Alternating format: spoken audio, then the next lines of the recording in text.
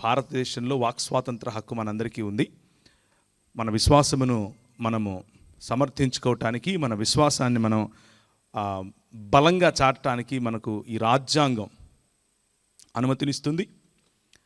అలా నిలువరించే వారిని ప్రశ్నించడానికి కూడా అనుమతినిస్తుంది. అన్నిటిని మించి మన ప్రభు అయిన యేసుక్రీస్తు మత్తయి సువార్త 28వ అధ్యాయంలో ఆయన ప్రతినిధిగా ఈ లోకంలోనికి వెళ్ళటానికి మనకు ఆయన అభిషేకమునిచ్చి పంపించాడు. ఆ అభిషేకము కారణంగా మనం నోరు విప్పి మాట్లాడాలి. ఒకానొక సమయంలో మరి అపోస్తుల కార్యం 6వ అధ్యాయంలో ఎలా ఉంటుంది అంటే, the Stephen was full of grace and full of holy spirit అని ఉంటుంది. అంటే స్టెఫెను పరిశుద్ధాత్మతోనూ మరియు కృపచేతను నిండి ఉన్నాడు అని ఉంటుంది. When he spoke people could not resist him అని ఉంటుంది. అంటే ఆయన మాట్లాడినప్పుడు ఆయన వాగ్దాటిని, ఆయన సత్యం పలుకుతున్నాడు అన్న ఆ సత్యాన్ని నిలువరించడానికి ప్రజలకు శక్తి చాలలేదు. ఇది దేవుడి వాక్యముకున్నటువంటి శక్తి, స్టెఫెనుకున్నటువంటి శక్తి కాదు. ఇది దేవుని వాక్యములో ఉన్నటువంటి పవర్, అది స్టెఫెనుకున్నటువంటి పవర్ కాదు. పరిశుద్ధాత్ముడిచ్చేటటువంటి అగ్ని, పరిశుద్ధాత్ముడిచ్చేటటువంటి అభిషేకానికి ఉన్నటువంటి పవర్, అంతేగాని అది స్టెఫెనుకున్నటువంటి పవర్ కాదు. నేను ఎందుకు ఈ మాటలు చెప్తూ వస్తున్నాను అనంటే, ప్రభు అయిన యేసుక్రీస్తు ఎన్నుకున్నటువంటి సేవకులు, ప్రభు అయిన యేసుక్రీస్తు పిలుచుకున్నటువంటి తన సంఘానికి, తను స్థాపించినటువంటి రాజ్యానికి నాయకులుగా ఉండటానికి పిలిచినటువంటి ప్రజలు ఏమనుకుంటారు అనంటే, కొద్ది కాలం అయిపోయిన తర్వాత పరిశుద్ధాత్ముని యొక్క శక్తిని వారి స్వంత క్యారిస్మా రీప్లేస్ చేస్తుంది. దానికి బదులుగా, పరిశుద్ధాత్మునికి బదులుగా నా సొంత ఆలోచనలు, నా సొంత వాగ్దాటి, నాకున్నటువంటి మేధస్సు, నాకున్నటువంటి జ్ఞానం, దాన్ని నేను నా సొంత బలంతో చేయగలను అని అనుకుని పొరపడి క్రైస్తవ సంఘ విభజనకు, క్రైస్తవ సంఘాన్ని మెల్లిమెల్లిగా నిర్వీర్యం చేయటానికి సాతాను చేతిలో పావులుగా మారిపోతూ ఉంటారు. ఒక విషయం చూద్దాం. 1 తిమోతికి రాసినటువంటి పత్రిక 4వ అధ్యాయము, తిమోతికి రాసినటువంటి మొదటి పత్రిక 4వ అధ్యాయం 11 నుంచి నేను చదువుతున్నాను. జాగ్రత్తగా మీ బైబిల్లో చూసుకుని అనుసరించాల్సిందిగా కోరుతున్నాను. ఈ సంగతులను ఆజ్ఞాపించి బోధించుము. నీ యవ్వనమును బట్టి ఎవడు నిన్ను తృణీకరింపనీయకుము గాని మాటలలోను, ప్రవర్తనలోను, ప్రేమలోను, విశ్వాసములోను, పవిత్రతలోను విశ్వాసులకు మాదిరిగా ఉండుము. నేను వచ్చు వరకు చదువుట యందును, హెచ్చరించుట యందును, బోధించుట యందును జాగ్రత్తగా ఉండుము. పెద్దలు హస్తనిక్షేపణము చేయగా ప్రవచన మూలమున నీకు అనుగ్రహింపబడిన నీలో ఉన్న వరమును అలక్ష్యము చేయకుము. నీ అభివృద్ధి అందరికీ తేటగా కనపడు నిమిత్తము వీటిని మనస్కరించుము. వీటి యందే సాధకము చేసుకొనుము. నిన్ను గూర్చియు నీ బోధను గూర్చియు జాగ్రత్త కలిగి ఉండుము. వీటిలో నిలకడగా ఉండుము. నీవిలాగు చేసి నిన్నును నీ బోధ వినువారిని రక్షించుకొందువు అన్నటువంటి మాటలు. ఒక్కసారి తల ఉంచినట్లయితే మనం ప్రభు వైపుకు చూద్దాం.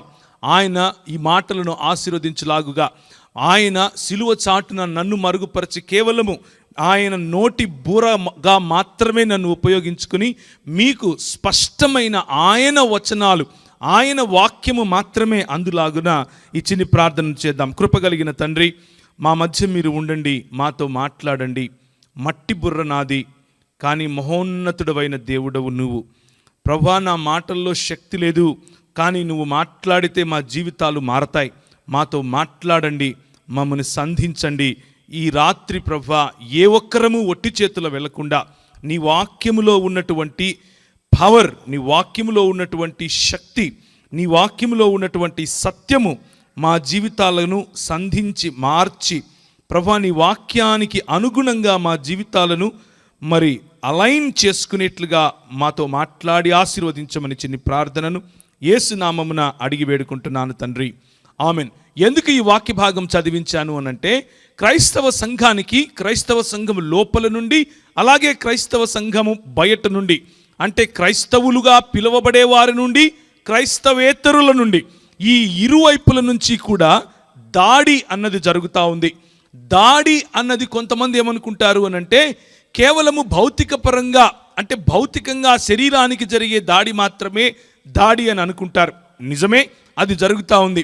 మరి సహోదరుడు చెప్పినట్లుగా నేను మహారాష్ట్రలో కాదు, మధ్యప్రదేశ్లో 11 సంవత్సరాలు ప్రభు పరిచర్యలో ఉన్నాను. నా సొంత పనులు చేసుకుంటూ ప్రభువు రాజ్య స్థాపన కోసం నా వంతు కృషిని నేను చేశాను. అక్కడ భీల్, భిలాల, కోర్కు, గోండు, బారేలా, ఇలా ఆ తర్వాత బాంచడా, బేడియా ఇలాంటి సమాజాల మధ్యలో నేను పనిచేశాను. చాలామంది భయంకరమైనటువంటి త్రాగుబోతులు, భయంకరమైనటువంటి తిరుగుబోతులు బాంచడా మరియు బేడియా అన్నటువంటి సమాజాల్లో అయితే మొదట వాళ్ళ ఇంట్లో ఆడపిల్ల పుట్టిన వెంటనే సంతోషంగా పండగ చేసుకుంటారు. ఎందుకబ్బా పండగ చేసుకుంటున్నారు వీళ్ళ సమాజంలో ఆడపిల్లకి ఇంత గౌరవం ఏంటి అని అనుకుంటాం. కానీ అమ్మాయికి 12 ఏళ్ళు రాగానే ఆమెను కూర్చోబెట్టి బాగా నలుగుబెట్టి పసుపు పూసి మొట్టమొదటిసారిగా కన్యరికానికి పంపిస్తారు.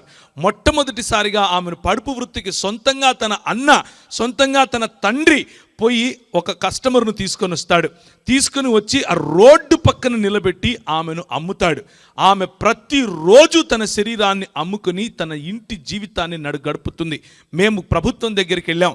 ఏమయ్యా ఇలా జరుగుతోంది, ఏమైనా సహాయం చేస్తారా అని అడిగాం. దేవుని రాజ్య స్థాపనలో క్రైస్తవులముగా మనం చేయాల్సినటువంటి పని.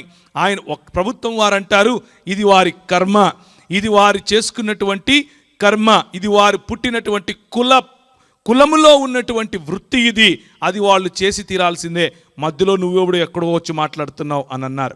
ఇలాంటి పరిస్థితుల్లో కూడా మానవులు దేవుని యొక్క స్వభావములోను దేవుని యొక్క స్వరూపములోను మరియు దేవుని యొక్క పోలిక చొప్పున ఉన్నారు అని మనం తెలుసుకున్న సమయంలో క్రైస్తవులముగా మనకున్నటువంటి బాధ్యత ఏమిటి అనంటే, సంఘము దేవుని యొక్క రాజ్య స్థాపన చేయాలి అన్నటువంటి పిలుపుతో పిలువబడినటువంటి సంఘ ప్రతినిధులుగా నువ్వు నేను దేవుని రాజ్య స్థాపన చేయటానికి ఉన్నాం. కానీ మరి 4 గోడల మధ్య కూర్చుని 4 పాటలు పాడుకుని ఇంటికి వెళ్ళిపోయి అబా శబాష్ మంచిగా మతం పాటిస్తున్నాం అని అనుకుంటే, అది మాత్రమే దేవుని రాజ్య పరిచర్య అని అనుకుంటే మనం ఎక్కడో తప్పులో కాలేసినట్లే.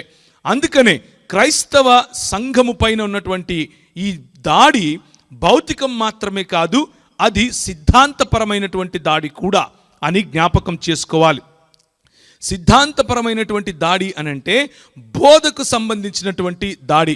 మధ్యప్రదేశ్లో నేను బ్రతికే రోజుల్లో, నేను ఉన్నటువంటి రోజుల్లో అక్కడ అమ్మాయినే పెళ్లి చేసుకున్నాను, అక్కడే ఇల్లు కట్టుకున్నాను. కానీ క్రైస్తవులని చెప్పుకున్న కారణంగా ఉద్యోగం రాదు, క్రైస్తవుడని చెప్పుకున్న కారణంగా ఒక సమాజంలో ఉండనివ్వరు, క్రైస్తవుడని చెప్పుకున్న కారణంగా మనల్ని ఒక దేశద్రోహిగా చూస్తారు. ఇలాంటి భౌతిక పరమైనటువంటి దాడులు కనిపిస్తూనే ఉంటాయి. కానీ ఆంధ్రప్రదేశ్ మరియు తెలంగాణ లేకపోతే తెలుగు రాష్ట్రాల్లో ఒక వింతైనటువంటి ప్రక్రియ, ఒక వింతైనటువంటి భౌతికమైనటువంటి దాడి ఈ మధ్య రోజుల్లో మరి మనకు కనిపిస్తూనే ఉంది. మాటల చేత దాడి, కోట్లేసుకొని నెత్తిన టోపీలు పెట్టుకొని యేసు క్రీస్తు దేవుడు కాదు, యేసు క్రీస్తు కేవలము ప్రవక్త మాత్రమే, యేసు క్రీస్తును నమ్మిన వారు నరకానికి వెళ్తారు, యేసు క్రీస్తును దేవునిగా నమ్మిన వారు నరకానికి వెళ్తారు, ఆయన కేవలము మనిషి మాత్రమే, ఆయన కేవలము ప్రవక్త మాత్రమే అని చెప్పేటటువంటి క్రైస్తవేతరులు ఎంత క్రైస్తవ సంఘాన్ని చెరబట్టడానికి, క్రైస్తవ సంఘాన్ని విడదీయటానికి ప్రయత్నించారో అంతే ఎక్కువగా క్రైస్తవ సంఘములోనే క్రీస్తువారమని చెప్పుకుంటూ, క్రైస్తవ సంఘములోనే క్రైస్తవులమని చెప్పుకుంటూ యేసు దేవుడు కాదని, యేసు చిన్న దేవుడని, యేసు సృష్టింపబడినటువంటి దేవుడని, యేసు నీలాగా నాలాగా దేవుడని చెప్పుకొని బొంకి క్రైస్తవ సంఘాన్ని నిర్వీర్యం చేసేవాళ్ళు కూడా లోపలి నుంచే అపవాది చేతిలో తొత్తులుగా క్రైస్తవ సంఘాన్ని నిర్వీర్యం చేస్తున్నారు. ప్రియమైనటువంటి క్రైస్తవ సంఘమా, అందుకనే ఈ వాక్య భాగాన్ని నేను మీకు పరిచయం చేస్తున్నాను. అందుకనే ఈ వాక్య భాగాన్ని ఒకసారి చూసే ప్రయత్నం చేద్దాం. ఈ సంగతులను ఆజ్ఞాపించి బోధించుము, నీ యవ్వనమును బట్టి ఎవడు నిన్ను తృణీకరింపనీయకుము, మాటలలోను ప్రవర్తనలోను ప్రేమలోను విశ్వాసములోను పవిత్రతలోను విశ్వాసులకు మాదిరిగా ఉండాలి అన్నది మన పిలుపు. విశ్వాసులకు మాదిరిగా కేవలము మనము 4 బైబిల్ వచనాలు లేకపోతే అక్కడ కొంచెం ఇక్కడ కొంచెం లాక్కు నచ్చి పెట్టుకుని జబర్దస్తిగా చెప్పేటటువంటి బోధ కాదు. ప్రేమలో మన జీవితం కనిపించాలి, విశ్వాసములో మన జీవితం కనిపించాలి, పవిత్రతలో మన జీవితం కనిపించాలి, విశ్వాసులకు సైతం మాదిరిగా కనిపించాలి. నేను వచ్చే వరకు చదువుటయందు అంటే మనల్ని మనం ప్రోత్సహించుకుంటూ, మనల్ని మనం విద్యాపరంగా పెరుగుతూ, విద్యాపరంగా ఉన్నతమైనటువంటి దిశలకు వెళుతూ, విద్యాపరంగా బోధ విషయములో కూడా ఉన్నతమైనటువంటి స్థాయికి వెళుతూ, మరి మూల భాషలేమి, అలాగే మిగిలినటువంటి లోకములో ఉన్నటువంటి తత్వ మరియు తర్కజ్ఞానమేమి, లోకములో ఉన్నటువంటి ప్రతి రంగము, ప్రతి భాగము, ప్రపంచములో ఉన్నటువంటి ప్రతి రంగాన్ని కూడా, దేవుని జ్ఞానమును అడ్డగించు ప్రతి ఆలోచనను కూడా చెరపట్టి క్రీస్తు పాదాలకు తీసుకొని రాగలిగినటువంటి మహోత్కృష్టమైనటువంటి సువార్త పరిచర్యను నీకు నాకు ప్రభువు ఇచ్చాడు. బోధించుట యందు జాగ్రత్తగా ఉండాలి. పెద్దలు హస్త నిక్షేపణము చేయగా ప్రవచన మూలమున నీకు అనుగ్రహింపబడిన నీలో ఉన్న వరాన్ని అలక్ష్యము చేయకుండా ఉండాలి. నీ అభివృద్ధి అందరికీ తేటగా కనబడేటట్లు నిత్యము వీటిని మనస్కరించుకోవాలి. వీటి యందే సాధకము చేయాలి. నిన్నును గూర్చి అంటే ఇంతవరకు ఏ క్యారెక్టర్ గురించి అయితే మాట్లాడానో, ఇంతవరకు నీకు ఏ విలువలు, రాజ్య విలువలు ఉండాలని చెప్పానో, ఇంతవరకు నీలో ఏ ప్రేమ కనపడాలన్నానో, నీలో ఏ పవిత్రత కనబడాలన్నానో, నీలో ఏ విశ్వాసం కనబడాలన్నానో, ఈ మూడు కనిపించవు కానీ సిగ్గు లేకుండా స్టేజ్లు ఎక్కుతారు. ఇది ఈరోజు క్రైస్తవ సంఘాన్ని లోపల నుంచి నాశనం చేసేటటువంటి క్రైస్తవ బోధకుల జీవితం. వారి బోధ చెడిపోయిందే, వారి జీవితము చెడిపోయిందే. జీవితము చెడిపోయిన తర్వాత కూడా స్టేజ్లెక్కి మాట్లాడేవాడి బోధ ఎలాగూ చెడిపోతుంది. అది నేనైనా సరే, ఒకానొక రోజు మనం ఎవరమైనా సరే. అందుకనే దేవుని వాక్యం చెప్తోంది, నిన్నును గూర్చియు నీ బోధను గూర్చియు జాగ్రత్త కలిగియుండుము, వీటిలో నిలకడగా ఉండుము. నీవిలాగు చేసి నిన్నును నీ బోధ వినువారిని రక్షించుకుంటావు. ప్రియమైనటువంటి క్రైస్తవ సంఘమా, ఈరోజు రాత్రికాల సమయంలో క్రైస్తవ సంఘంలో ఉన్నటువంటి గలిబిలి, క్రైస్తవులకు బయట నుంచి వస్తున్నటువంటి దాడితో పాటు లోపలి నుంచి వస్తున్నటువంటి దాడి మేక వన్య పులుల కారణంగా ఉంది. నేను క్రైస్తవుణ్ణే అని చెప్పుకునే బోధకుల కారణంగా ఉంది. ఒక ఆయన లైట్లు పెట్టుకొని పెద్ద పెద్ద కోట్లు వేసుకొని వస్తాడు, నూనె బుడ్డీలు అమ్ముతాడు. పెద్ద పెద్ద కోట్లు వేసుకొని వస్తాడు, సాపలు అమ్ముతాడు. పెద్ద పెద్ద మీటింగులు పెడతాడు, ఏమమ్ముతాడు? కర్చీపులు అమ్ముతాడు. ఇది క్రైస్తవ సంఘానికి పట్టినటువంటి భయంకరమైన చెదలు. ఈ చెదలకు ఆహా అని చెప్పి చప్పట్లు కొట్టి ముష్టేసినట్లు కొంచెం డబ్బులు ఇస్తే వాళ్ళు, నువ్వు అది కాదేయాల్సింది, నువ్వు ఇప్పుడు ఇస్తే నీ బ్యాంక్ అకౌంట్లో ఇంత పడతాయి అంటే ఇట్లా తీసేసే వాళ్ళు కూడా ఉన్నారు. పవిత్రత చూడం, ప్రేమ చూడం, విశ్వాసము చూడం, విశ్వాసులకు మాదిరికరమైన జీవితం ఉందా లేదా చూడం. కానీ గొర్రెలు వెంటబడినట్లుగా క్రైస్తవ సంఘాన్ని నిర్వీర్యం చేసే వారి వెనక పడిపోతూ ఉన్నాం. ప్రియమైనటువంటి క్రైస్తవ సంఘమా, జాగ్రత్తగా ఆలోచించాలి. కేవలము జీవనం మాత్రమే కాదు, కానీ వారి బోధ యందు కూడా జాగ్రత్తగా గమనించాలి. ఈ రోజుల్లో నెహుష్టాన్లు బయలుదేరారు. ఈ రోజుల్లో అన్యాగ్ని ఒకటి బయలుదేరింది. ఒకసారి చూస్తారా, లేవీకాండము 10వ అధ్యాయము. లేవీకాండము 10వ అధ్యాయము. ఎవరైనా తీసిన వాళ్ళు మీరు చదివినా కానీ నాకు వినపడదేమో, బహుశా నేనే చదువుతాను. లేవీకాండము 10వ అధ్యాయము. అహరోను కుమారులైన నాదాబు, అబీహులు తమ తమ ధూపార్తులను తీసుకొని వాటిలో నిప్పులుంచి వాటి మీద ధూపద్రవ్యము వేసి, యెహోవా తమకు ఆజ్ఞాపింపని వేరొక అగ్నిని ఆయన సన్నిధికి తేగా, యెహోవా సన్నిధి నుండి అగ్ని బయలుదేరి వారిని కాల్చివేసెను. వారు యెహోవా సన్నిధిని మృతి పొందిరి. ఇది ఏం జరుగుతోందంటే, ఇక్కడ క్రైస్తవ సంఘములో ఆరాధన పద్ధతులలో, లేకపోతే క్రీస్తుకు ఎలాంటి ఆరాధన సమర్పించాలి, క్రీస్తుకు ఎలాంటి ఆరాధనను మనం ఇవ్వాలి అన్నటువంటి, లేకపోతే మహాదేవుడైనటువంటి క్రీస్తు, ఆయన నిరంతరము స్తోత్రార్హుడై ఉన్నాడు అన్నటువంటి క్రీస్తు, ఏ క్రీస్తు అయితే పురాతన కాలము మొదలుకొని శాశ్వత కాలము తన ప్రత్యక్షతను చూపిస్తూ వచ్చాడో ఆ క్రీస్తుకి ఇవ్వాల్సినటువంటి గౌరవము, ఆ క్రీస్తు ఏ ధూపమునైతే వేయటానికి అనుమతించాడో ఆ ధూపము కాకుండా తమ తండ్రి అయినటువంటి అహరోను చిన్నప్పటి నుంచి బహుశా వారికి నేర్పించాడు.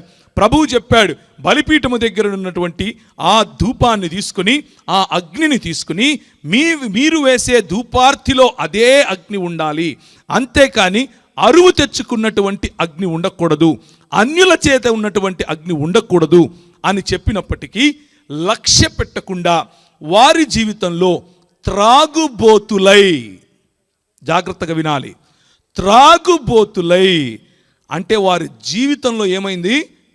సాక్షి జీవితం లేనటువంటి జీవితం, సాక్ష్యం కోల్పోయినటువంటి జీవితం, పవిత్రత లేనటువంటి జీవితం, పరిశుద్ధత లేనటువంటి జీవితం, ప్రేమను కోల్పోయిన జీవితం, నమ్మకాన్ని లేకపోతే విశ్వాసాన్ని కోల్పోయిన జీవితం.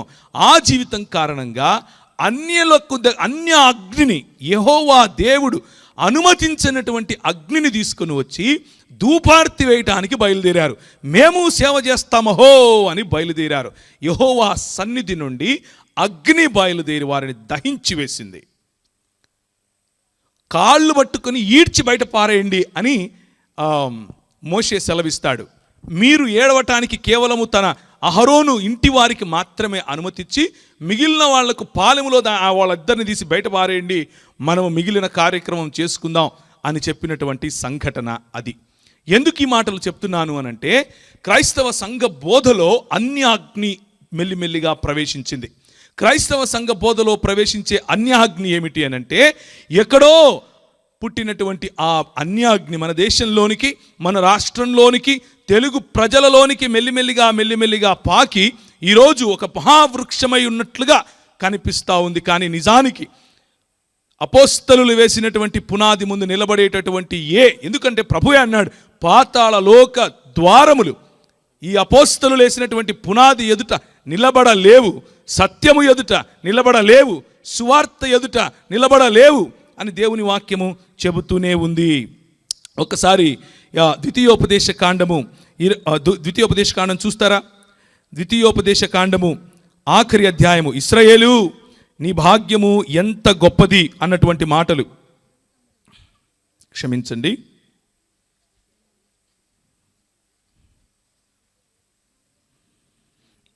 33వ అధ్యాయము చదువుతారా? ఇశ్రాయేలు నీ భాగ్యం ఎంత గొప్పది, యెహోవా రక్షించిన నిన్ను పోలినవాడు ఎవడు అని దేవుని వాక్యం చెబుతూ ఉంటే, యెహోవా రక్షించినటువంటి రక్షకుడు కలిగి ఉన్నటువంటి మనము ఈరోజు వచ్చేటటువంటి ఈ చిల్లర మాటలకు, చిల్లర బోధలకు మన వాళ్ళు మెల్లిమెల్లిగా మొగ్గుతున్నట్లుగా కనిపిస్తూ ఉంది. క్రైస్తవ సంఘాల్లో భయంకరమైనటువంటి అవినీతితో కూడిన భయంకరమైనటువంటి దుర్బోధ వ్యాపిస్తున్నట్లుగా మనకు కనిపిస్తూ ఉంది. 1 కొరింథీయులకు రాసిన పత్రిక 3వ అధ్యాయము, కొరింథీయులకు రాసినటువంటి 1 పత్రిక 3వ అధ్యాయము 1వ వచనం చదువుతారా? సహోదరులారా, ఆత్మ సంబంధమైన మనుష్యులతో మాట్లాడినట్లు నేను మీతో మాట్లాడలేకపోతిని, శరీర సంబంధులైన మనుష్యులే అనియు క్రీస్తునందు పసిబిడ్డలే అనియు మీతో మాట్లాడవలసి వచ్చెను. అప్పటిలో మీకు బలము చాలకపోయినందున పాలతోనే మిమ్మును పెంచితిని గాని అన్నముతో మింపును పెంచలేదు. మీరికను శరీర సంబంధులై ఉండట వలన ఇప్పుడునూ మీరు బలహీనులై ఉన్నారు కారా అంటూ బలహీనులైన వారికి ఇచ్చేటటువంటి వాక్య బోధన గురించి మరి అపోస్తులుడైన పౌలు ఇక్కడ చెప్తున్నాడు. బలహీనులైనటువంటి వారికి పాలు సరిపోతాయి, కానీ అన్నం తినాలంటే, బలమైన ఆహారం తినాలంటే, అభ్యసించాలంటే హెబ్రీయులకు రాసిన పత్రిక 5వ అధ్యాయము 14వ వచనము, హెబ్రీ పత్రిక 5వ అధ్యాయం 14వ వచనం, వయస్సు వచ్చిన వారు అభ్యాసము చేత మేలు కీడులను వివేచించుటకు సాధకము చేయబడిన జ్ఞానేంద్రియములు కలిగి ఉన్నవారు గనుక బలమైన ఆహారము వారికే తగును. ఈ ధర్మవరంలో ఉన్నటువంటి క్రైస్తవ సంఘము బలమైనటువంటి ఆహారానికి సిద్ధమైంది అని నమ్మి ఈ మాటలు చెప్తున్నాను.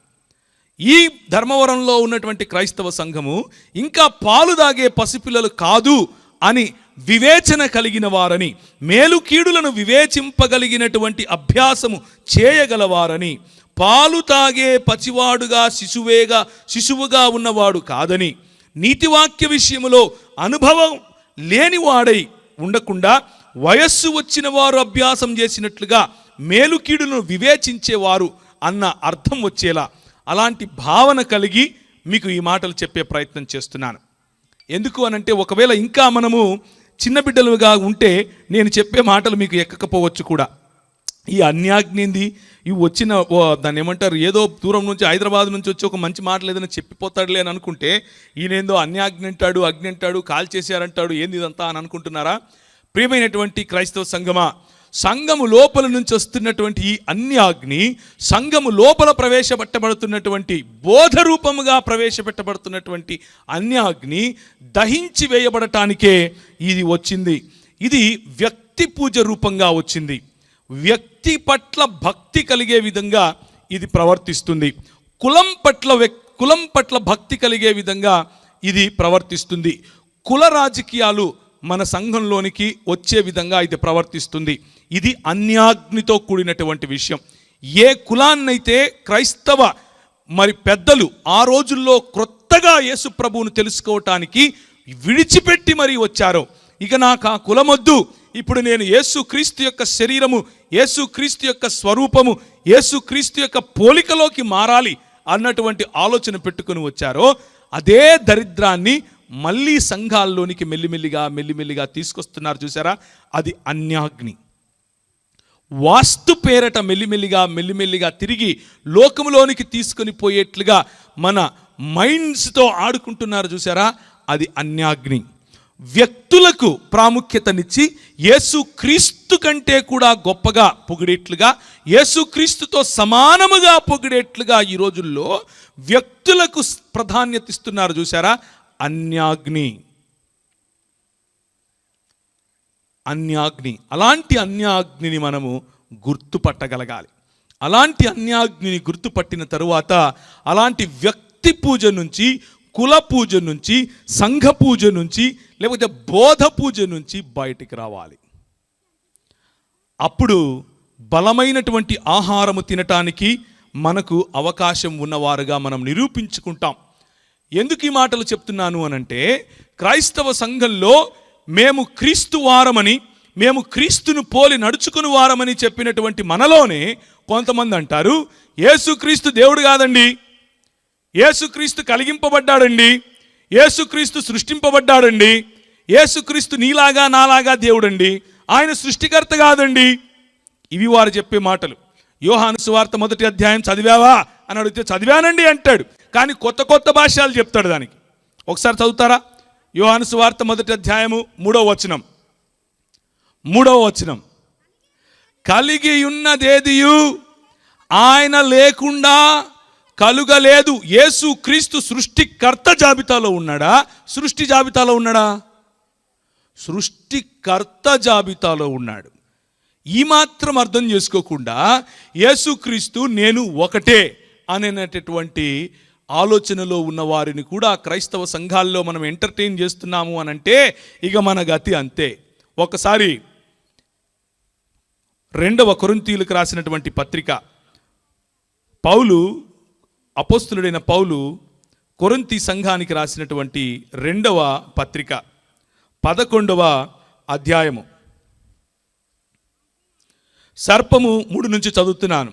సర్పము తన కుయుక్తి చేత హవ్వను మోసపరిచినట్లు మీ మనస్సులను చెరపబడి క్రీస్తు ఎడల ఉన్న సరళత నుండి, పవిత్రత నుండి ఎట్లయినా తొలగిపోవునేమో అని భయపడుచున్నాను. ఎలయనగా వచ్చిన వాడెవడైనను మేము ప్రకటింపని మరి ఒక యేసును ప్రకటించినను, లేక మీరు పొందని మరి ఒక ఆత్మను మీరు పొందినను, మీరు అంగీకరింపని మరి ఒక సువార్తను మీరు అంగీకరించినను, మీరు వానిని గూర్చి సహించుట యుక్తమే అని వ్యంగ్యంగా చెప్తున్నాడు. ఇంకా బాగుపడినట్లే మీరు అని. అన్నము తిని బలమైన ఆహారము తినేవారు దూరము నుండే యుద్ధ వాసన పసిగట్టాలి. దూరము నుండే సంఘము పట్ల జరుగుతున్నటువంటి ఈ వ్యూహాన్ని పసిగట్టగలగాలి. యేసు క్రీస్తు యొక్క వర్చస్సు, యేసు క్రీస్తు యొక్క క్యారెక్టర్, యేసు క్రీస్తు యొక్క దేవత్వాన్ని ఫోకస్ చేసి ఎవరైతే సంఘము బయట నుండైనా సరే, సంఘము లోపలి నుండైనా సరే ఆయనను తగ్గించే ప్రయత్నం చేస్తున్నారు, ఆయన దేవత్వాన్ని తగ్గించే ప్రయత్నం చేస్తున్నారు, అలాంటి వారిని దూరము నుండే పసిగట్టాలి. ఎందుకనంటే చెప్తున్నాడు అపోస్తులుడైనటువంటి పౌలు, అలాంటి వాళ్ళను కూడా సహిస్తే మేము ప్రకటింపని వేరొక క్రీస్తునొచ్చి ప్రకటిస్తున్నారు, మేము క్రీస్తు వారమే అంటున్నారు, మీలోనే తిరుగుతున్నారు అంటారు. మనకు ఆరాధన అక్కర్లేదు అంటారు, మనకు బల్లక్కర్లేదు అంటారు, మనకు ఇవన్నీ ఎందుకు వేస్ట్ అంటారు, మనకు క్రీస్తు ఆరాధన అక్కర్లేదు. ఇలాంటి మాటలు చెప్పి క్రైస్తవ సంఘాలను నిర్వీర్యం చేసేటటువంటి దుష్ట శక్తులున్న రోజుల్లో క్రైస్తవ సంఘమా మేల్కోండి, బలమైన ఆహారమును తినండి. క్రైస్తవ సంఘమా 66 పుస్తకాలు ఉన్నటువంటి ఈ బైబిల్ గ్రంథములో ఉన్న జ్ఞానమును వక్రీకరించి చెప్పే వాళ్ళు ఎంతమంది వచ్చినా సరే క్రైస్తవ సంఘం ఎన్నటికీ నిర్వీర్యమయ్యేది కాదు. సార్వత్రిక క్రైస్తవ సంఘము బోధిస్తున్నటువంటి సత్యము ఎన్నటికీ నిర్వీర్యమయ్యేది కాదు. ఈరోజు కేవలం యేసుక్రీస్తు దేవత్వము గురించి మాత్రమే మాట్లాడతాను. ఎన్నో విషయాలు ఇలా క్రీస్తుకు వ్యతిరేకంగా మాట్లాడేవారు క్రైస్తవ సంఘము, సార్వత్రిక క్రైస్తవ సంఘం చెప్పేటటువంటి బోధకు భిన్నంగా బోధిస్తారు. కానీ ఈరోజు కేవలం యేసుక్రీస్తు యొక్క దేవత్వమును గురించి మాత్రమే మాట్లాడతాను. మొట్టమొదటిగా ఆయన ఆరాధనకు యోగ్యుడా కాదా అంటారు. ఆయన ఆరాధనకు యోగ్యుడు కాదండి, ఆయన్ని ఆరాధించకూడదండి, తండ్రిని మాత్రమే ఆరాధించాలండి. ఒక్కసారి ద్వితీయోపదేశకాండం 6వ అధ్యాయం చూస్తారా? ద్వితీయోపదేశకాండము 6వ అధ్యాయము 13వ వచనం గట్టి చదువుతారా? నీ దేవుడైన యెహోవాకు భయపడి ఆయనను సేవించి ఆయన పేరట ప్రమాణము చేయవలెను. కేవలము ఎవరిని ఆరాధించాలి? నీ దేవుడైన యెహోవాను. కేవలము ఎవరిని ప్రేమించాలి, ఎవరిని సేవించాలి? నీ దేవుడైన యెహోవాను. ఇదే మాట ద్వితీయోపదేశకాండం 6:4 కూడా ఉంటుంది. ఏమనుంటుంది? ఇశ్రాయేలు వినుము, మన దేవుడైన యెహోవా అద్వితీయుడగు యెహోవా. మన ఆరాధన మన సంపూర్ణమైనటువంటి నీ పూర్ణ ఆత్మతోను, నీ పూర్ణ మనస్సుతోను, నీ పూర్ణ బలముతోను, ప్రభువైన యేసుక్రీస్తు ఇంకొకటి యాడ్ చేసి అంటారు, నీ పూర్ణ వివేచనతోను ఎవరిని ఆరాధించాలి? తండ్రిని ఆరాధించాలి, సేవించాలి, ఘనపరచాలి. ఈ ఘనపరచటము అన్నది, ఈ ఆరాధించటము అన్నది కేవలము దేవునికి మాత్రమే అది అవకాశం ఉంటే, యేసుక్రీస్తు ప్రభువారు యోహాను సువార్త 20వ అధ్యాయం 28వ వచనంలో ఆరాధనను స్వీకరిస్తాడు, ప్రార్థనను నాకు చేయమంటాడు. యోహాను సువార్త 5వ అధ్యాయంలో నా నామమున మీరు నన్నేమడిగినను నేను చేస్తాను అని అంటాడు. యోహాను సువార్త 5వ అధ్యాయంలో ఆయన అంటాడు, తండ్రిని ఘనపరచినట్లుగా మీరు నన్ను ఘనపరచండి అని అంటాడు. ఆయన దేవదూషణ చేస్తున్నట్లా ఇప్పుడు? కాదు, తండ్రికి సమానముగా చెప్పుకుంటున్నాడు, తండ్రికి సమానముగా తన్ను తాను బయలుపరుచుకుంటున్నాడు. ఈ దేవుని యొక్క ఘనతను మనం చాటగలగాలి. మత్తయి సువార్త 28వ అధ్యాయం 17వ వచనము చదువుతారా? మత్తయి సువార్త 28వ అధ్యాయం 17వ వచనము. వారు ఆయనను చూచి ఆయనకు మ్రొక్కిరి గాని కొందరు సందేహించిరి. చూచారా ప్రియులారా? మ్రొక్కిన వారు క్రీస్తు వారు, సందేహించిన వారు కూడా క్రీస్తు వారయ్యే అవకాశం ఉంది. ఎప్పుడు? మ్రొక్కినప్పుడు. మ్రొక్కటం అన్నప్పుడు వాడినటువంటి గ్రీకు పదము ఆరాధనకు వాడే పదమే. మ్రొక్కిరి అన్నప్పుడు వాడినటువంటి గ్రీకు పదము 100% ఘనతను ఇచ్చే, ఆరాధనను ఇచ్చేటటువంటి పదమే. ఆ పదము బైబిల్లో యేసు క్రీస్తుకు ఆపాదించినప్పుడు మీరు నాకు ఆరాధించకండి అన్నాడా? ఆయన వారి ఆరాధనను స్వీకరించాడు, లేకపోతే వారిని నిలువరించేవాడు. కనుక మన ప్రభు అయిన యేసు క్రీస్తు ఆరాధనకు యోగ్యుడు. రెండవదిగా యేసు క్రీస్తు ప్రభు యొక్క గుణలక్షణాలు. ఆయనకు తండ్రికి ఉన్నటువంటి గుణలక్షణాలు ఉన్నాయా? తండ్రి ఏ విధంగా ఆరాధనను స్వీకరించాడో అదే విధంగా ప్రభు అయిన యేసుక్రీస్తు ఆరాధనను స్వీకరించాడు అన్న విషయాన్ని నేను మీకు తెలియజేశాను. తండ్రి ఏ విధముగా గుణలక్షణాలు కలిగి ఉన్నాడో అవే గుణలక్షణాలు మన ప్రభు అయినటువంటి యేసుక్రీస్తు కలిగి ఉన్నాడా? యోహాను సువార్త 8వ అధ్యాయము 56వ వచనము. యోహాను సువార్త నీ తండ్రి అయిన అబ్రహాము నా దినము ఏ విధంగా చూచాడు? ఎప్పుడు చూచాడు? ఏ ప్రవక్త అయినా సరే, లేకపోతే కలిగింపబడినటువంటి సృష్టి పురాతన కాలము మొదలుకొని శాశ్వత కాలము తన ప్రత్యక్షతను చూపించగలదా? మీకా గ్రంథము 5వ అధ్యాయం 2వ వచనం చదువుతారా? మీకా గ్రంథం 5వ అధ్యాయము 2వ వచనం. ఎప్పుడు చూచాడు అబ్రహాము? ఎవరిని చూచాడు? ఎక్కడ చూచాడు? బెత్లెహేము, ఎఫ్రాతా, యూదావారి కుటుంబములలో నీవు స్వల్ప గ్రామము నేను అనుకుంటున్నావేమో. నువ్వు అలా కాదు. నా కొరకు ఇశ్రాయేలును ఏలబోవువాడు నీలో నుంచే వస్తాడు. పురాతన కాలము మొదలుకొని శాశ్వత కాలము ఆయన ప్రత్యక్షమగుచూ వస్తున్నాడు. ఈ పురాతన కాలము నుండి శాశ్వత కాలము ప్రత్యక్షమయ్యేవాడు నిత్యత్వముతో పోలినటువంటి, నిత్యత్వము నుండి ఉన్నటువంటి గుణలక్షణాలున్నవాడు దేవుడు కాకెవడవుతాడు? మీ అన్న మా అన్న అవుతాడా? దేవుడే అవుతాడు. ఏమవుతాడు? దేవుడే అవుతాడు. వారు మ్రొక్కిరి, కొందరేమయ్యారు? సందేహించిన వారు క్రైస్తవులో కాదో మీరు ఆలోచించుకోండి. క్రైస్తవులు అయ్యే అవకాశం ఉంది. సార్వత్రిక క్రైస్తవ సంఘంలో భాగమయ్యే అవకాశం ఉంది. ఈ రోజుకు ఉంది. యేసుక్రీస్తుని దేవుడిగా అంగీకరించి ఆయన పాదములకు మ్రొక్కు వారందరూ సార్వత్రిక క్రైస్తవ సంఘములో బారులుగా తలుపులు తెరుచున్నాయి అలాంటి వాళ్ళ కోసం. లేదు, కాదు, కూడదు అనంటే దేవుని వాక్యం ఒప్పుకోదు. కొలస్సీలకు రాసిన పత్రిక 1వ అధ్యాయము 15వ వచనము. కొలస్సీలకు రాసిన పత్రిక 1వ అధ్యాయము 15వ వచనం. ఆయన అదృశ్య దేవుని స్వరూపి అయి సర్వ సృష్టికి ఆది సంభూతుడై ఉన్నాడు. ఒక ఆయన అంటాడు టోపీ పెట్టుకుని కోటేసుకుని, ఆది సంభూతుడు అంటే, ఆది అంటే మొదట, సంభూతుడు అంటే సంభవించినవాడు, అంటే ఆది యందు సంభవించినవాడు, కాబట్టి ఆయన దేవుడు కాదు. ఎవరు చెప్పారు నీకు ఆది సంభూతుడు అంటే మొదట సంభవించినవాడని? తెలుగులో మాత్రమే బైబిల్ చదువుతాను నేను అంటాడు. మళ్ళీ మిగిలిన భాషలో చదవను నేను. ఎందుకు? నాకు రాదు కదా.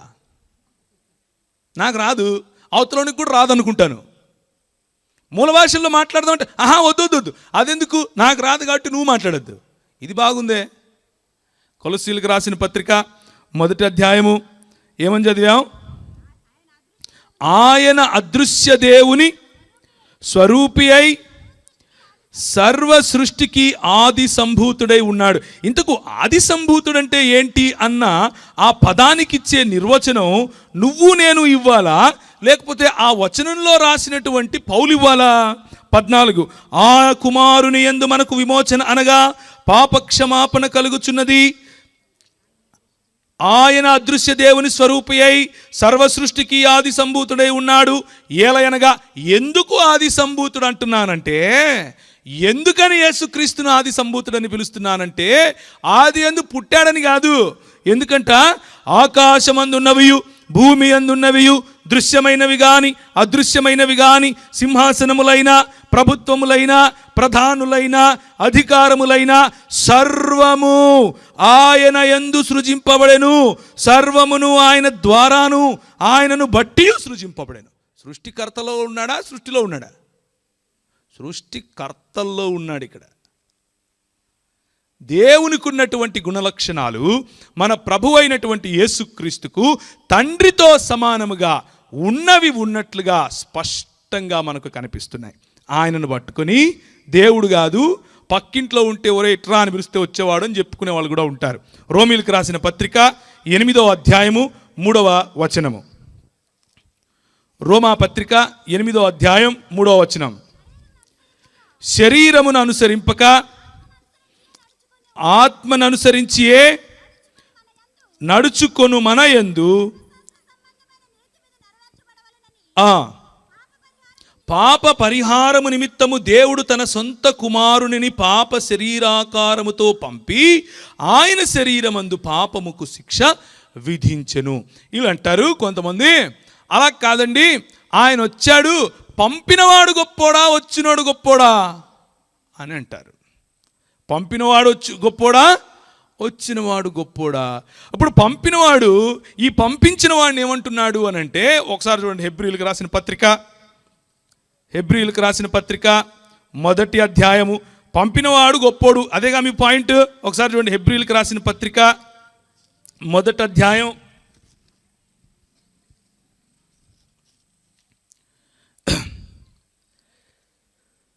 'తన దూతలను వాయువులుగాను తన సేవకులను అగ్నిజ్వాలలుగాను చేసుకునేవాడు'. ఎవరు చేసుకుంటారు అట్లా? దేవుడు చేసుకుంటాడు, తండ్రి అయిన దేవుడు అని తన దూతలను గూర్చి చెప్పుచున్నాడు. కానీ తన కుమారుని గూర్చైతే తన కుమారుని ఏమంటున్నాడంట? మిగిలిన వాళ్ళందరినీ ఏమంటున్నాడు? వాయువులుగాను అగ్నిజ్వాలలుగాను పిలిచే ఈ దేవుడు తన కుమారుని మాత్రం ఎవరైతే మీరు పంపినోడు అని అంటున్నారో ఆ పంపింపబడినటువంటి కుమారుణ్ణి తండ్రి అయిన దేవుడు ఏమని సంబోధిస్తున్నాడు?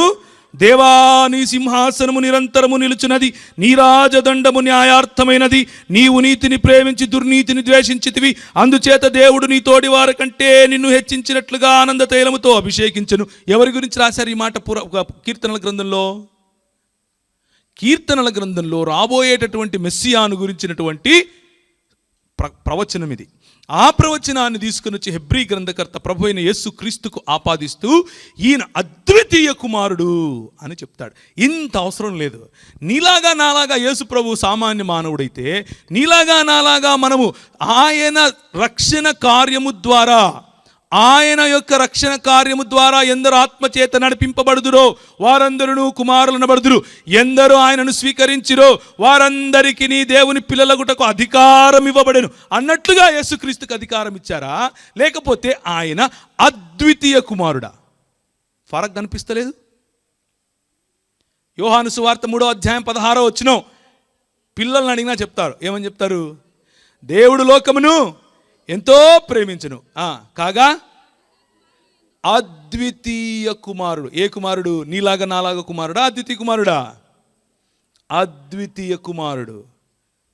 నిన్ను నువ్వు దేవునిగా చేసుకోవడం కోసం, నిన్ను నువ్వు యేసుక్రీస్తుకు సమానుడిగా చేసుకోవడం కోసం, నువ్వు యేసు ప్రభు ఒకటే అని చెప్పుకునే దరిద్రపు ఆలోచన ప్రజల్లో జొప్పించడం కోసం యేసుక్రీస్తు దేవత్వాన్ని తగ్గిస్తావా?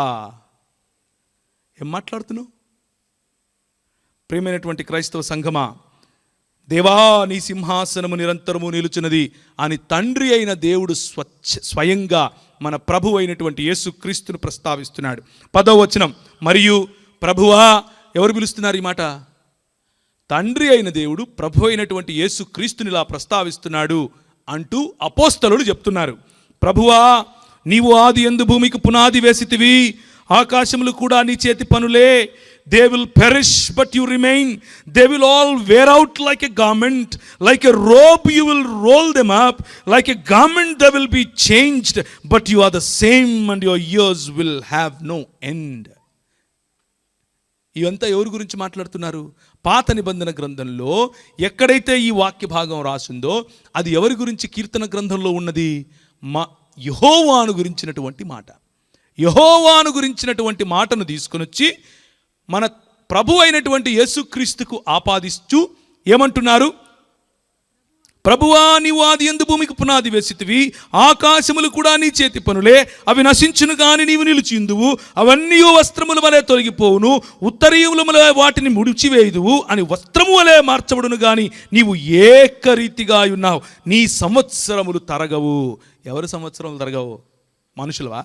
నీలాగా నాలాగా మన అన్నది మన తమ్ముండా? ప్రభు అయినటువంటి యేసు క్రీస్తు యొక్క గొప్పతనం, ప్రభు అయినటువంటి యేసు క్రీస్తు యొక్క దేవత్వాన్ని తగ్గించటానికి అపవాది వేస్తున్నటువంటి దుర్బోధ అది. మన ప్రభు అయినటువంటి యేసు క్రీస్తు తండ్రి కలిగి ఉన్నటువంటి అన్ని గుణ లక్షణములను కలిగి ఉన్నాడు. హెబ్రీయులకు రాసిన పత్రిక 13వ అధ్యాయము 8వ వచనము గట్టి చదువుతారా? హెబ్రీయులకు రాసిన పత్రిక 13వ అధ్యాయము 8వ వచనము. యేసుక్రీస్తు నిన్న నేడు ఒకటే రీతిగా ఉన్నాడు. అవును, యుగ యుగములకును ఒకటే రీతిగా ఉన్నాడు. తండ్రి ఏ విధముగా మార్పు లేనివాడో, తండ్రి ఏ విధముగా గమనాగమనములైనను చంచలమైనను మార్పైనను లేనటువంటి దేవుడో, యేసుక్రీస్తు ప్రభు కుమారుడైనటువంటి దేవుడు కూడా గమనాగమనములైనను మార్పైనను లేకుండా ఏకరీతిగా ఉన్నాడు మన ప్రభువు. తండ్రికి ఉన్నటువంటి ప్రతి క్వాలిటీ, తండ్రికి ఉన్నటువంటి ప్రతి గుణ లక్షణము కుమారునికి ఉన్నది. కనుకనే ఆయన సమానుడు అంటున్నాం. సమానులు ఆయనకు ఎవరూ లేరు. ఆయన కేవలము తన తండ్రి అయినటువంటి దేవునికి సమానుడు. అంతేగాని తండ్రి కుడి పార్శ్వాన ఆయన యేసుప్రభు కూర్చుంటాడు, ఎడం పక్కన నేను కూర్చుంటాను అని అంటే ఎట్లా చెల్లుతుంది? చల్లదు. యేసుక్రీస్తు ప్రభువుకు ఉన్నటువంటి ఆ ఉన్నతమైన స్థాయి ఇంకెవరికి రాదు. దేవుని వాక్యము ఆ మాట చెప్తోంది. 2 మాటలు చెప్పాను ఇంతవరకు. యేసుక్రీస్తు ఆరాధనను స్వీకరించాడు. రెండవది, యేసుక్రీస్తు తండ్రికి ఉన్నటువంటి అన్ని గుణలక్షణములను కూడా కలిగి ఉన్నాడు. మూడవది, యేసుక్రీస్తు తండ్రికి ఉన్నటువంటి పేర్లను కూడా ఆయన కలిగి ఉంటాడు. వచనాలు గనక చూసుకుంటూ పోతే నా దగ్గర 20 నిమిషాలు ఉంది 11కు, కానీ ఇంకొక గంట కూర్చోవాల్సి వస్తుంది. కాబట్టి ఫటాఫట్ చెప్పుకుందాం. అల్ఫయు ఒమేగయు నేనే. పాత నిబంధనలో ఎవరన్నారు? యెహోవా దేవుడు. కొత్త నిబంధనలో ప్రభు అయిన యేసుక్రీస్తు. మంచి కాపరిని పాత నిబంధనలో ఎవరన్నారు? యెహోవా దేవుడు. కొత్త నిబంధనలో యేసుక్రీస్తు. ఇలా చెప్పుకుంటూ పోతే ప్రతి మాట యేసుక్రీస్తు నేను ప్రభువును, నేను రక్షకుడిని, నేను మొదటివాడని కలపటివాడిని, నేను అల్ఫయును ఒమేగను, నేను గొప్ప దేవుణ్ణి, నేను స్తోత్రార్హుడిని, నిరంతరము స్తోత్రార్హుడిని. ఈ మాటలు, ఈ పేర్లు కేవలము తండ్రికి మాత్రమే పెట్టవలసినటువంటి పేర్లు. ఆ పేర్లను తీసుకుని వచ్చి అపోస్తలుడు ఎవరికి ఆపాదిస్తున్నారు? యేసుక్రీస్తు ప్రభువు వారికి ఆపాదిస్తున్నారు. కనుక చేరి వచ్చినటువంటి క్రైస్తవ సంఘమా, మన ప్రభువు 100కి 100 ఆయన తండ్రితో సమానమైనటువంటి దేవుడు అని గుర్తించండి. 4వదిగా, యేసుక్రీస్తు తండ్రి చేసిన పనులన్నీ చేయగలవాడు. సృష్టి కార్యం గురించే చెప్పేశాను ఆల్రెడీ. ఇక మిగిలిన పనులు చేయడా? జీవము ఉన్నవాడు, జీవమును స్వయంగా పెట్టి స్వయంగా తీసుకొనగలవాడు, జీవమును ఇవ్వగలవాడు, కలుగునుగాక అంటే కలిగించేవాడు, పాపములను క్షమించేవాడు, తీర్పు తీర్చేవాడు. ఎవరు తీర్చాలి తీర్పు? దేవుడు మాత్రమే తీర్పు తీర్చాలి. కానీ తీర్పు తీర్చేవాడు. ఈ లక్షణాలన్నీ కొలస్సీలకు రాసిన పత్రిక 1వ అధ్యాయం 16-17 వచనాలు, యోహాను సువార్త 1వ అధ్యాయం 3వ వచనం, యోహాను సువార్త 5వ అధ్యాయం 22-23. ఇదొక్కటి చదవండి. యోహాను సువార్త 5వ అధ్యాయం 22-23 వరకు.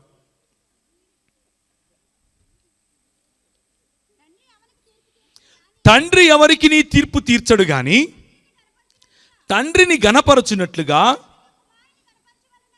తండ్రిని ఘనపరచునట్లుగా అందరూ. తండ్రిని ఎలా ఘనపరుస్తాం మనం? ఒక మాట చెప్పండి నాకు. ద్వితీయోపదేశకాండం 6, 4, 5, 6, 7, 8 ఏం చెప్తోంది మనకు? నీ పూర్ణ ఆత్మతో ఘనపరచాలి, నీ పూర్ణ శక్తితో అంటే బలంతో ఘనపరచాలి, నీ పూర్ణ మనస్సుతో ఘనపరచాలి. యేసు ప్రభువు ఏమంటున్నాడు?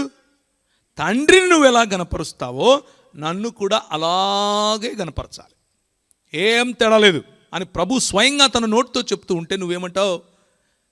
అవే కాదండి, ఆయన ఆరాధించదండి. క్రైస్తవ సంఘము, సార్వత్రిక క్రైస్తవ సంఘ తలుపులు బారుగా తెలుసుకొని పిలుస్తున్నాయి మిమ్మల్ని. క్రైస్తవ సంఘం లోపలనే ఉన్నప్పటికీ ఇంకా క్రైస్తవ సంఘానికి ఉన్నటువంటి మూల సిద్ధాంతాలు సైతం తెలియనటువంటి చిన్న పిల్లలుగా ఉన్నటువంటి మిమ్ములను ప్రేమతో పిలుస్తున్నాం, ఆహ్వానిస్తున్నాం. యేసుక్రీస్తును దేవునిగా అంగీకరించి యేసుక్రీస్తును స్వంత రక్షకునిగాను, దేవునిగాను, ప్రభువుగాను నిర్మలమైన మనస్సాక్షితో మీ హృదయములయందు యేసును ప్రభువుగా ప్రతిష్ఠించుకోమని ఆహ్వానిస్తున్నాం. ఆఖరి మాట, యేసుక్రీస్తు ప్రభు అంటే ఈ మాట దీనికి మొత్తానికి కాదు. ఓకే, యేసుక్రీస్తు ప్రభు తండ్రి అధిష్ఠించినటువంటి సింహాసనాన్ని సైతము అధిష్ఠించేవాడు. ఎవరు అధిష్ఠించినటువంటి సింహాసనం? తండ్రి అధిష్ఠించినటువంటి సింహాసనం. ఫిలిప్పీలకు రాసిన పత్రిక 2వ అధ్యాయము 10వ వచనం గట్టిగా చదవాలి.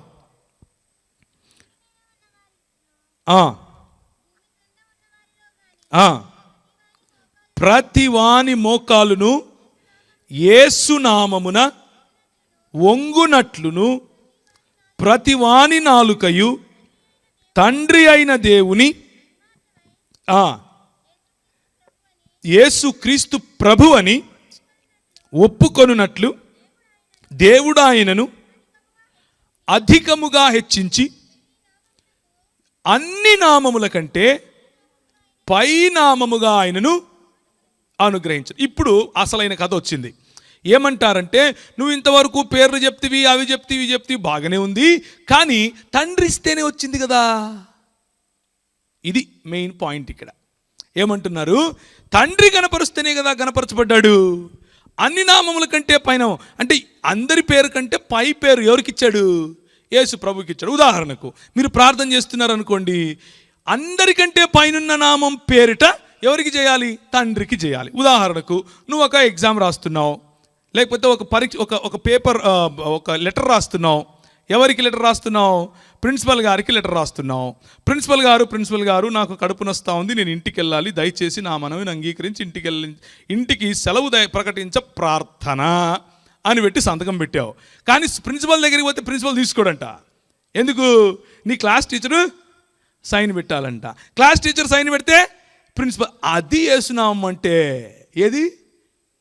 Class teacher. ఏం మాట్లాడుతున్నారండి? నువ్వు సైన్ పెడితే తీసుకునే దానికి యేసుక్రీస్తు నామం కావాలనా? అది కాదు ప్రియులారా. యేసు నామము అనంటే ఏమిటి? నామము అన్నదానికి ఉదాహరణకు మన భారతదేశానికి ప్రతినిధిగా మనం ఒకరిని ఎన్నుకున్నాం. ఎవరిని ఎన్నుకున్నాం? మోదీ గారిని ఎన్నుకున్నాం. ఆయన ఏం మాట్లాడతాడు? బయటికి వేరే దేశానికి వెళ్ళినప్పుడు ఆయన అంటాడు, భారతదేశం మీకు అండగా ఉంటుంది. నువ్వు నేను చెప్పామా ఉంటామని? ఎవరి పక్షాన మాట్లాడుతున్నాడు? In the name of the sovereign country called India. సార్వభౌమాధికారము కలిగినటువంటి భారతదేశము అన్నటువంటి ఒక దేశము తరఫుగా మాట్లాడుతున్నాడు. ఏమని? ఆ దేశం పేరు చెప్పుకొని నేను మాట్లాడుతున్నానని. పవర్ ఎవరిది? ఆయనదా దేశాందా? దేశాంది పవర్. ఏదైనా 10 రూపాయలు పెట్టి కొనుక్కోవడానికి అంగడికి వెళ్తున్నావు, 10 రూపాయలు నీ దగ్గర లేవు. అరే నా పేరు చెప్పు అంటాడు. అంటే ఏంటి? ప్రవీణ్ అని చెప్తే ఇస్తాడా? కాదు. ఆ ప్రవీణ్ అన్న పేరు వెనుక ఎవరున్నారు వానికి ఇస్తారు. నిజానికి యేసు అన్న నామం ఏంటో తెలుసా? యేసు అంటే పాత నిబంధన గ్రంథంలో ఉన్నటువంటి యెహోషువ అన్న పేరు. ఇప్పుడు ఏ యెహోషువ పేరు పెట్టాలి మనం? ఏ యేసు పేరు అంటారు? ఇది కొంతమంది వస్తారు ముంచుడోళ్ళు, యేసునామం బాప్తిస్మలు, వాళ్ళు కూడా ఇదే మాట మాట్లాడుతుంటారు. ఏమని? యేసునామంలో నువ్వు మునిగితేనే క్రైస్తవుడు, లేకపోతే కాదు. నాయన, నామము అని అంటే పేరు మాత్రమే కాదు. నామము అంటే ఆ పేరు వెనకల ఉన్న అధికారం. నామము అంటే ఆ పేరు వెనకల ఉన్న సృష్టికర్త అన్నటువంటి స్థాయి. నామము అంటే ఆ పేరు వెనకల ఉన్నటువంటి వ్యక్తి. నామము అంటే ఆ వ్యక్తి నిన్ను పంపించినప్పుడు ఆయన ప్రతినిధిగా నువ్వు మాట్లాడుతున్నావు అని చెప్పటం. ఇంత సామాన్యమైనటువంటి పునాది అయినటువంటి సిద్ధాంతాలు కూడా తెలియకుండా క్రైస్తవ సంఘాన్ని చీల్చే ప్రయత్నం. సార్వత్రిక క్రైస్తవ సంఘం బారులుగా తలుపులు తెరిచి పిలుస్తోంది ప్రియులారా.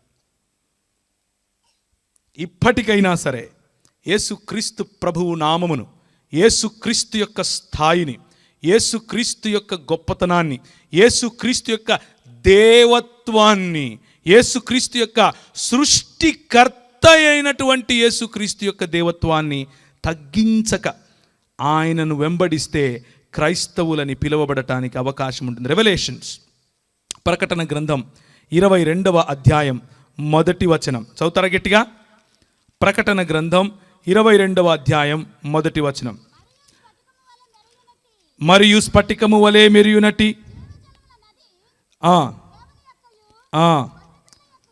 దేవుని యొక్కయు గొర్రెపిల్ల యొక్కయు సింహాసనములు ఉంటాయా? సింహాసనము ఉందా? ఎవరు ఏ సింహాసనం మీద కూర్చున్నారు? గొర్రెపిల్ల అయినటువంటి మన ప్రభువు స్వయంగా దేవుడైనటువంటి తండ్రి అయిన దేవునితో సహా సింహాసనాసీనుడై ఉన్నాడు. ఇదే ప్రకటన గ్రంథం 5వ అధ్యాయం. ప్రకటన గ్రంథం 5వ అధ్యాయం ఏం చెప్తున్నారు ఇక్కడ? ఒకసారి చూస్తారా? ప్రకటన గ్రంథము 5వ అధ్యాయము. మరియు నేను చూడగా సింహాసనమును, జీవులను, పెద్దలను ఆవరించి ఉన్న అనేక దూతల స్వరము వినబడెను. వారి లెక్క కోట్ల కొలదిగా ఉండెను.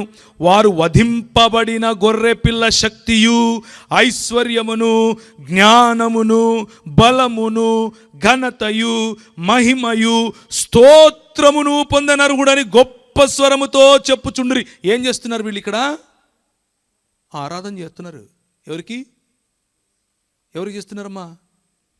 ఏముంది అక్కడ?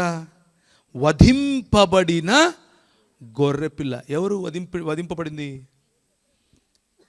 ఇవి ఏబిసిడీలు క్రైస్తవ్యానికి. వచ్చుగా మనకి ఏబిసిడీలు. ఇది కూడా తెలియకుండా నేను క్రైస్తవ సంఘాన్ని బాగా చేసేస్తానంటే ఎట్లా? ఏబిసిడీలు అయ్యా ఇవి. ఏబిసిడీలు ఏంటివి? వధింపబడిన గొర్రెపిల్ల శక్తియు, ఐశ్వర్యమును, జ్ఞానమును, బలమును, ఘనతయు, మహిమయు, స్తోత్రమును పొందనరుడని గొప్ప స్వరముతో చెప్పుచుండిరి. ఆయన ఆరాధిస్తున్నారు. చచ్చిపోయి మనం ఆయన తెచ్చే రాజ్యములోనికి, పరలోక రాజ్యములోనికి, క్రొత్తాకాశము క్రొత్త భూమిలోనికి, ఆయన యొక్క సన్నిధిలోనికి కాలు పెట్టినప్పుడు నువ్వు నేను క్రైస్తవుడుగా పిలువబడే ఆయన రక్తమందు శుద్ధీకరింపబడిన ప్రతి ఒక్కడు చేసే పని ఏమిటంటే గొర్రెపిల్లను ఆరాధిస్తాం, గొర్రెపిల్లను నమస్కరిస్తాం, గొర్రెపిల్లకు మ్రొక్కుతాం, గొర్రెపిల్లకు స్తోత్రమని చెబుతాం. అంతటా పరలోకమందును, భూలోకమందును, భూమి క్రిందను, సముద్రములోను ఉన్న ప్రతి సృష్టము. సృష్టం అంటే ఏంటమ్మా? సృష్టి. ఇప్పుడు ఈ గొర్రెపిల్ల సృష్టిలో భాగమా, సృష్టించిన వాడిలో భాగమా? సృష్టించినవాడు కనుకనే ఆయన తప్ప మిగిలిందంతా సృష్టమని దేవుని వాక్యం చెప్తోంది. తెలుగు బైబిల్ బాగా చదివితే కూడా ఈ ఏబిసిడీలు అర్థమవుతాయి. ఏమని? ప్రతి సృష్టము అనగా వాటిలోనున్న సర్వము. ఏంటివి? సింహాసనాసీనుడై ఉన్న వానికిని, గొర్రెపిల్లకును, సింహాసనాసీనుడై నవానికిని, గొర్రెపిల్లకును. సింహాసనంతో పాటు ఎవరిని చెప్తున్నాడు? గొర్రెపిల్లని చెప్తున్నాడు. 22వ అధ్యాయంలో సింహాసనాసీనుడై ఉన్నాడు. 5వ అధ్యాయంలో సింహాసనాసీనుడైన వాడికిని, గొర్రెపిల్లకును ఏం జరుగుతుందంట? స్తోత్రమును, ఘనతయు, మహిమయు, ప్రభావము యుగ యుగములకు కలుగునుగాక అని చెప్పుట వింటిని. ఆ 4 జీవులను ఆమేన్ అని చెప్పగా ఆ పెద్దలు సాగిలపడి నమస్కారము చేసిరి. దేవుడు కాకపోతే పరలోకములో పెద్దలు, జీవులు సాగిలపడి నమస్కారం చేస్తారా? మనం మాత్రం క్రైస్తవ సంఘంలో ఉంటూ యేసుక్రీస్తు దేవుడు కాదండి అని చెప్పేసి పబ్బం గడుపుకుంటామా? అలాంటి వారికి స్టేజీలు కట్టి మైకులు ఇచ్చి పైకెక్కించి ఇంక భరించండి మీరు. ఎటుపోతోంది మన సంఘం? ఎటుపోతున్నాం? 5 మాటలు మీకు గుర్తు చేశాను. యేసుక్రీస్తు తండ్రి అయిన దేవునికి ఇవ్వవలసినటువంటి ఆనర్, ఘనతను కోరుకున్నాడు. యేసుక్రీస్తు తండ్రి అయిన దేవునికి మాత్రమే ఉన్నటువంటి గుణలక్షణాలు, యాట్రిబ్యూట్స్ కలిగి ఉన్నాడు. యేసుక్రీస్తు తండ్రి అయిన దేవునికి మాత్రమే ఉన్నటువంటి నామములను కలిగి ఉన్నాడు, అంటే నేమ్స్. యేసుక్రీస్తు తండ్రి అయిన దేవుడు మాత్రమే చేయగలిగినటువంటి డీడ్స్, అంటే పనులు చేయగలవాడు. యేసుక్రీస్తు తండ్రి మాత్రమే కూర్చునే సింహాసనము, అంటే సీట్ పైన కూడా కూర్చున్నాడు. ఈజీగా కదా అర్థం చేసుకోవటానికి. HANDS, హ్యాండ్స్, చేతులు. ఇది గుర్తుపెట్టుకోండి.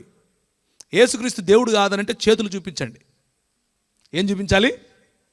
హ్యాండ్స్ అంటే గుర్తొచ్చేయాలి. Honour, attributes, names, deeds and seat.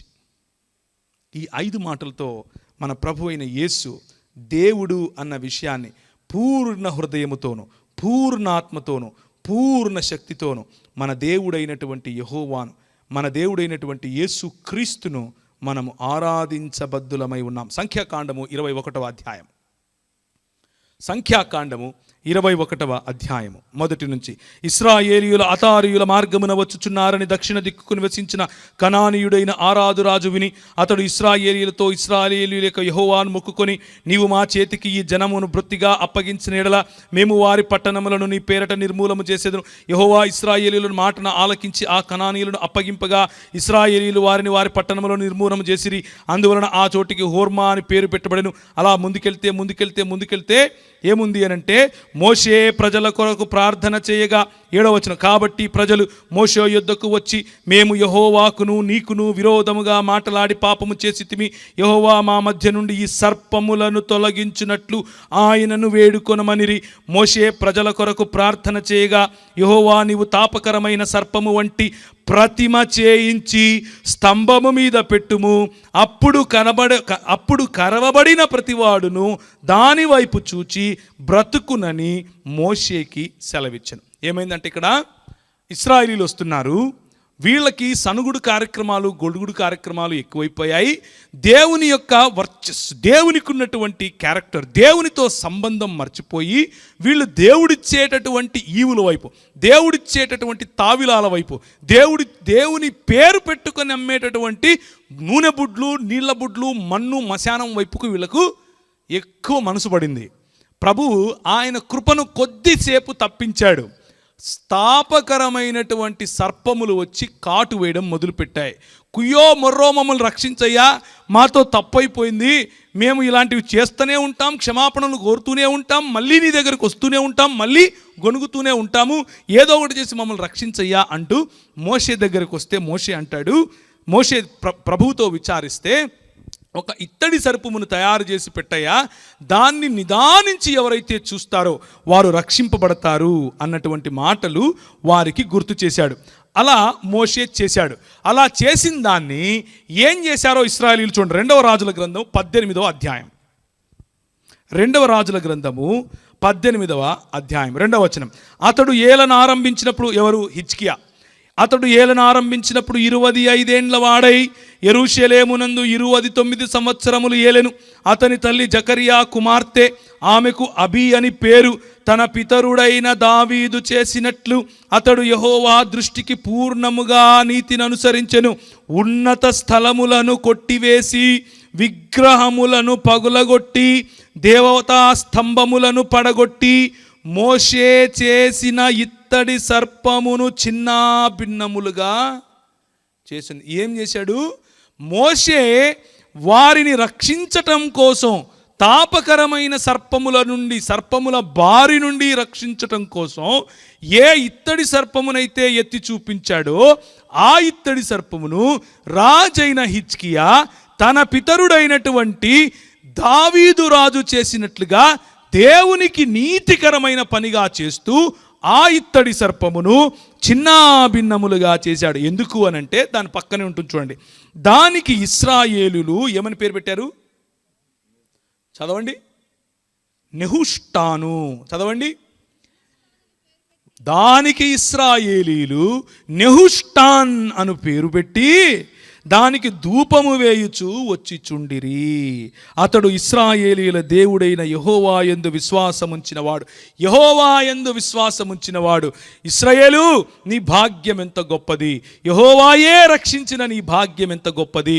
కానీ మా దరిద్రం ఏమిటంటే, ఏ చిహ్నాలనైతే వాడుకొని ప్రభువు ఉపదేశము కోసము, ప్రభువు రాజ్యసువార్త కోసము, ప్రభువు ఆశీర్వాదము కోసము ఉపయోగించుకున్నాడో అదే చిహ్నాలు ఈరోజు మనకు నెహుష్టాన్లై కూర్చున్నాయి.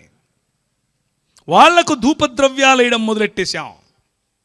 అప్పాయం వాక్యం చెప్తాడు, ఆయన చెప్తే తిమ్మిని బొమ్మిని చేస్తాడు, బొమ్మిని తిమ్మిని చేస్తాడు. ఇంకేయండి, టెంకాయలు కొట్టేయడాలు, దండలు వేసేయడాలు, కాళ్ళు మొక్కేయడాలు, అత్తర్లు వేసేయడాలు, దీన్నే నెహుష్టాన్ అంటారు. ఏమంటారు? నెహుష్టాన్ అంటారు. వ్యక్తి పూజ. దేవునికి మనకు మధ్య దేవుడు ఉపయోగించుకున్నటువంటి పరికరమైనా సరే, దేవుడు ఉపయోగించుకున్నటువంటి ఉపకరణమైనా సరే, దేవునికి మనకు మధ్య రావటానికి వీలు లేదు. అన్యాగ్ని అన్య రకమైనటువంటి బోధలను సూచిస్తుంది. నెహుష్టాన్ ఆ బోధ చేసినటువంటి వ్యక్తిని కూడా సూచిస్తుంది. దేవుని వైపుకు త్రిప్పటానికి దానిని జాగ్రత్తగా చూచిన వారు ఆ తాపకరమైన సర్పముల బారి నుండి రక్షింపబడ్డారు. జాగ్రత్తగా చూసి ఒకటి గుడి కట్టేశారు. ఏం కట్టేశారు? గుడి కట్టేశారు. ఇది మన పరిస్థితి. ఇది మనకు కొత్త పరిస్థితి ఏం కాదు. మన పితరులు కూడా ఇంతే, నెహుష్టాన్లుగా తయారయ్యారు. నెహుష్టాన్లను చిన్నాభిన్నములు చేశారు. ఎవరు? రాజు అయినటువంటి హిజ్కియా. అది దేవునికి ఏమైంది? దేవత ఉన్నతమైన దేవుని దృష్టికి పూర్ణముగా నీతిని అనుసరించాడు. తమ పితరుడైనటువంటి దావీదు చేసినట్లు అతడు యెహోవా దృష్టికి పూర్ణముగా నీతిని అనుసరించాడు. ప్రియమైనటువంటి క్రైస్తవ సంఘమా, చేరి వచ్చి ఇక్కడ కూర్చుని వింటున్న మీరైనా సరే, మైకుల ద్వారా అంటే స్పీకర్ల ద్వారా విన్నటువంటి వారైనా సరే, ఇది మన బాధ్యత. నెహుష్టాన్లను చిన్నాభిన్నం చేయటం మన బాధ్యత. నెహుష్టాన్లు దేవునికి రావలసిన గౌరవాన్ని దొంగిలిస్తూ ఉంటే వాటిని చిన్నాభిన్నం చేయటం మన బాధ్యత.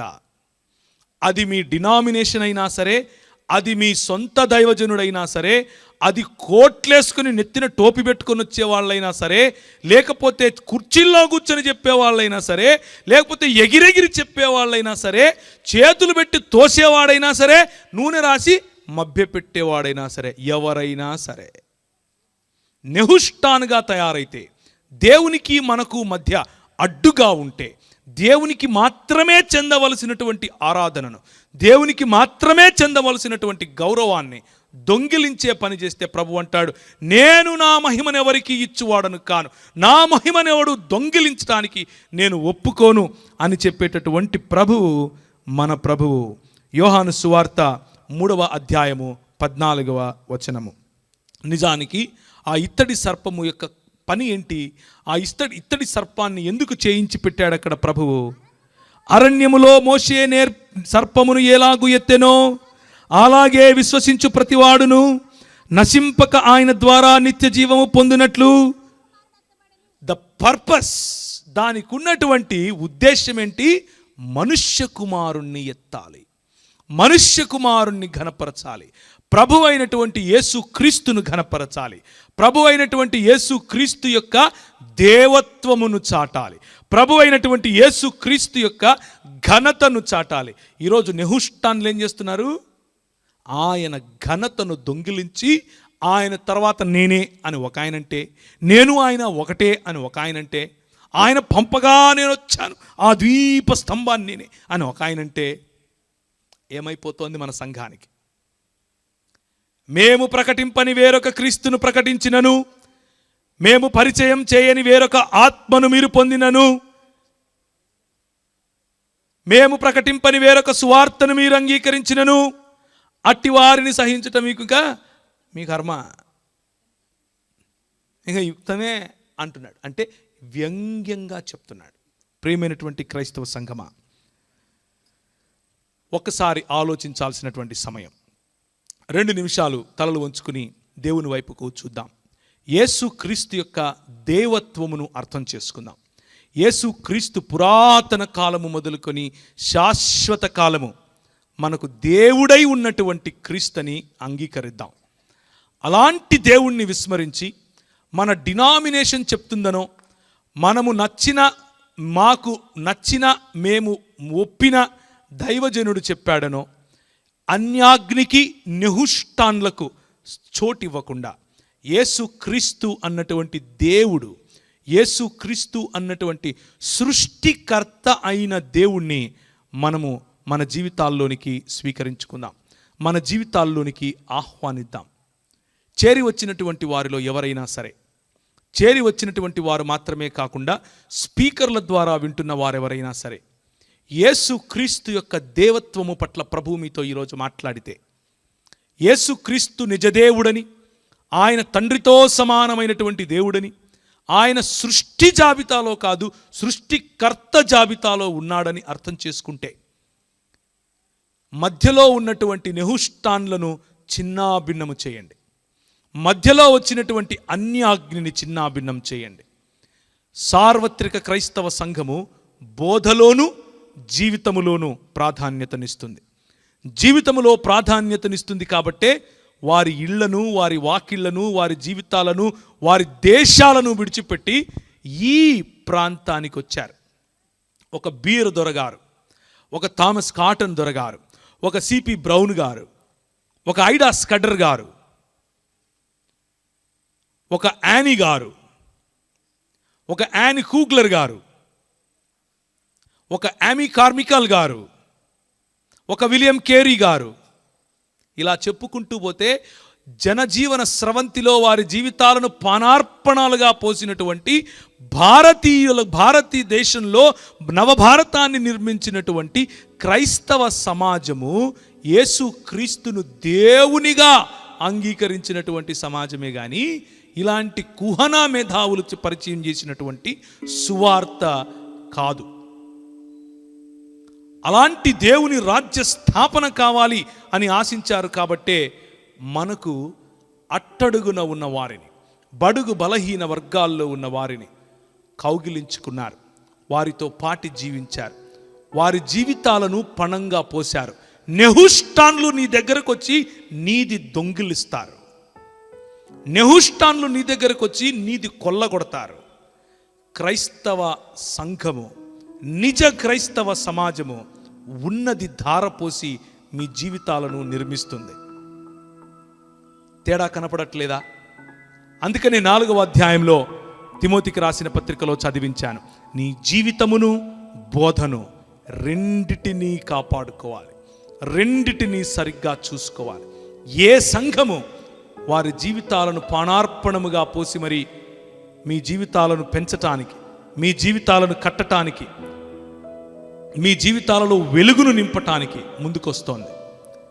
మన ప్రాంతంలో పైన జాకెట్లు వేసుకున్నందుకు స్తనాలు కోస్తే మనకు అండగా నిలబడింది ఎవరు?